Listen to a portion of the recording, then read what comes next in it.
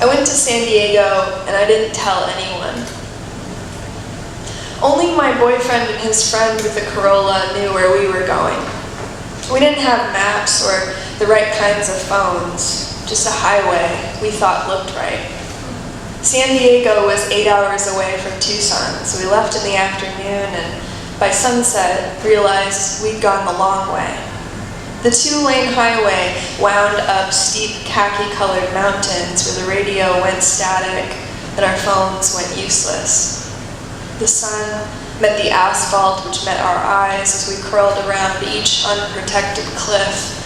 One wrong turn, and we'd know. I was in the back seat, feeling queasy but indifferent, gazing at the back of my boyfriend's head in the passenger seat. I saw the way hot air roared through his open window, and then his hair, and then mine. And I thought that meant whatever happened to him also happened to me, and that must mean we were bound. The day before, I'd taken notes in a lecture hall for my Psychology 101 class. My teacher walked up and down the aisles with a hands-free pop star-style microphone that clipped to her ear and hovered just above her mouth. She discussed the power of suggestion, the phenomenon of students experiencing the symptoms they read about. For example, she said, referencing a chapter we'd read the week prior, you're not actually depressed, you only think you are. She also taught us the term peak experience, coined by psychologist Abraham Maslow in 1962. In his book, he wrote, think of the most wonderful experiences of your life, the happiest moments, ecstatic moments, moments of rapture, perhaps from being in love or from listening to music or suddenly being hit by a book or a painting. Symptoms include loss of judgment to time and space, feeling whole and harmonious, and complete mindfulness of the present moment. Sitting in the lecture hall, I couldn't remember ever feeling that way. Our friend in San Diego answered the door with a little green bird perched on his shoulder. Behind him, a group of people sat on the floor smoking cigarettes. I watched the bird move from his shoulder to his shirt collar and then disappear under the fabric. And my friend said, he likes the warmth of my armpit, and then let's go to Coronado Island. We loaded up 2 cars full of people and went to see about the salt we'd been smelling. The hotel for rich people sat there like a prop as we walked around it to get to the beach. I kept waiting for someone in uniform to come out and tell us to go home or be quiet, but no one did. We were left alone with the fog on the beach, and I didn't need to feel the cold water for myself. I sat in the sand, watching everyone else hurry toward it. I've tried before to write about my man emerging from the fog, but I always end up cutting it out. This time, maybe I can get it right. I think it was his shoulder that first cut through the haze and made him identifiable. I think loving him that year without any return was one of the best things I ever did. I think at first he was just a shape, like a memory recalled too many times. Each time it was a new story with a different ending.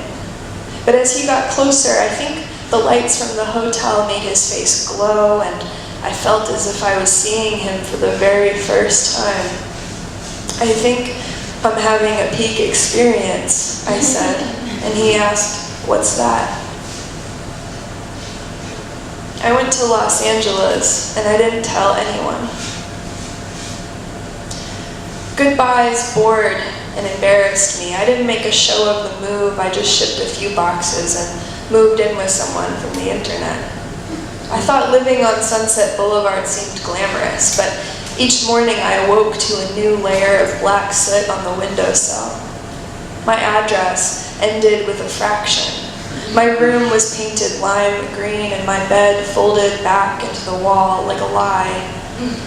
One day, my roommate bought a taxidermy wolf in a howling position, and when I encountered it for the first time in the middle of the night, I thought I must be dreaming.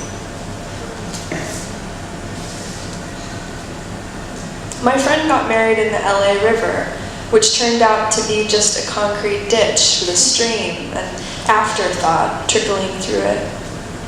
That day, my friend's therapist played the role of ordained minister and said, the thing about him is he turns everything into art. His wife wore a gold dress that glittered in the daylight, and I thought, that must be true. I wore a bow tie and met a man from New York that also wore a bow tie, and that was enough to end up in my lime green room together that night. When I turned to him, I saw the moon that gave my bed a suggestion of fullness, gave that man a kind of halo. I'd been trying to turn my life into art, but I wasn't sure what form it should take. I played guitar with half-calloused fingers. I found a discarded headboard on the side of the road and tied 100 rope knots around it. I rented a studio so I could feel like an artist, and that worked for a while. I taped parts of essays to the wall in order to liberate them from my hard drive, to see them as whole.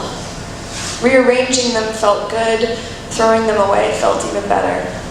I was getting closer to saving only the most rapturous moments of my life. I disposed of memories until everything served me.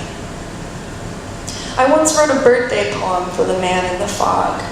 After I read it aloud, I could tell he didn't get it and maybe didn't even like it, but a year later, he called, said he found it when he moved and said, "It is so beautiful now." My roommate asked to take my portrait in the living room. "Okay, now look out the window," he said. I watched the neon sign at the hardware store light up as the sun went down, and the traffic, ugly as ever, made its sweeping sounds. "Okay, now look back at me." Thank you.